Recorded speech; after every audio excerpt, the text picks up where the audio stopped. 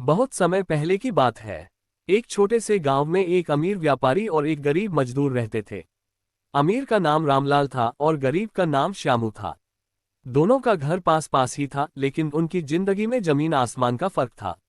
रामलाल के पास बहुत सारा धन, बड़ी हवेली, नौकर चाकर और सभी सुख सुविधाएं थीं। दूसरी तरफ श्यामू के पास छोटी सी झोपड़ी और थोड़ी बहुत कमाई थी, जिससे वह अपनी रोजमर्रा की जरूरतें पूरी करता था। हर साल की तरह इस बार भी दिवाली का त्योहार आने वाला था। गांव में चारों तरफ उत्सव का माहौल था। सभी लोग अपने घरों की साफ सफाई कर रहे थे, नए कपड़े खरीद रहे थे और तरह तरह के पकवान बना रहे थे। दिवाली का त्योहार हर किसी के जीवन में खुशियां लेकर आता है, चाहे वो अमीर हो या गरीब। रामलाल के घर में दिवाली की तैयारी बड़े धूमधाम से हो रही थी। उसने अपने घर की सजावट के लिए शहर से महंगी लाइट्स और सजावटी सामान मंगवाए थे। उसके नौकर चाकर घर की सफाई और सजावट में लगे हुए थे। रामलाल ने अपने घर को दियों से नहीं, बल्कि महंगी बिजली की लाइट से सजाने का निर्णय लिया। उसने सोचा कि दिवाली पर जितनी ज्यादा चमक धमक होगी, उतना ही उसका रुतबा गांव में बढ़ेगा। रामलाल ने अपने लिए और अपने परिवार के सभी सदस्यों के लिए नए कपड़े और जेवर खरीदे थे। उसने अपने दोस्तों और रिश्तेदारों के लिए महंगे उपहार भी तैयार किए थे। उसे हर साल की तरह इस बार भी उम्मीद थी कि उसकी दिवाली सबसे शानदार और यादगार होगी।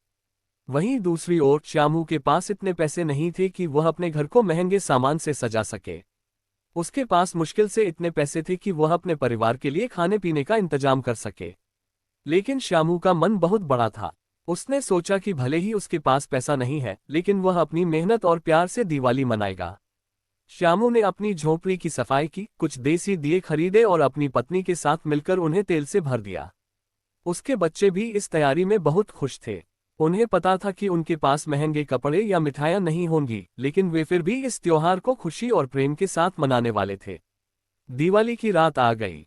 रामलाल के घर में बड़ी बड़ी लाइट्स जल रही थीं, चारों तरफ चमक दमक थी, महंगे पकवानों की महक आ रही थी। उसके घर में मेहमान भी आए हुए थे और सबने नए कपड़े पहने थे। लेकिन इस सारी रौनक के बावजूद रामलाल के मन में कोई खुशी नहीं थी। वह अपने दोस्तों से बात कर रहा था, लेकिन उसके दिल में किसी चीज की कमी महसूस हो रही थी। उसे समझ नहीं आ रहा था कि इतनी सारी धन दौलत और रौनक होने के बावजूद वह खुश क्यों नहीं है। वहीं दूसरी तरफ श्यामू के घर में कुछ दिए जल रहे थे और उसकी पत्नी ने घर में बने सिंपल पकवान बनाए थे। उनके पास ज्यादा कुछ नहीं था, लेकिन उन्होंने मिलकर अपने घर को प्रेम और खुशी से भर दिया था। श्यामू के बच्चे उन दियों के साथ खेल रहे थे और खुश थे। श्यामू और उसकी पत्नी ने बच्चों के साथ मिलकर भगवान लक्ष्मी और गणेश की पूजा की और प्रसाद बांटा। रामलाल अपने घर से बाहर निकला और उसने श्यामू के घर की तरफ देखा। उसे अपने पड़ोसी की झोपड़ी से बच्चों की हंसी और खुशी की आवाजें सुनाई दी। वह ये देखकर हैरान था कि इतनी गरीबी के बावजूद श्यामू और उसका परिवार इतनी खुशी से त्योहार मना रहे हैं। उसने सोचा कि उनके पास न तो महंगे कपड़े हैं, न लाइट्स और न ही महंगे पकवान, फिर भी उनके चेहरों पर सच्ची मुस्कान है। रामलाल ने सोचा, मैंने दिवाली को दिखावे का त्योहार बना दिया है। मैंने इसे केवल पैसे और दिखावे तक सीमित कर दिया, जबकि दिवाली तो खुशी और अपनेपन का त्योहार है। उसे समझ आ गया कि असली खुशी पैसों से नहीं खरीदी जा सकती, बल्कि इसे अपने परिवार और अपनों के साथ बांटने से मिलती है।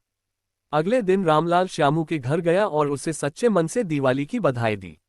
उसने श्यामू से कहा, तुम्हारे पास भले ही बहुत कम है, लेकिन तुमने सच्चे मन से दिवाली मनाई है।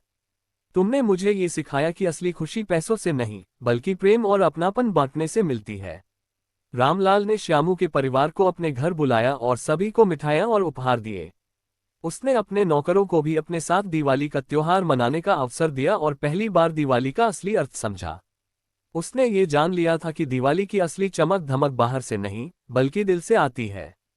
इस कहानी से हमें ये सीख मिलती है कि दिवाली केवल दिखावे का त्योहार नहीं है।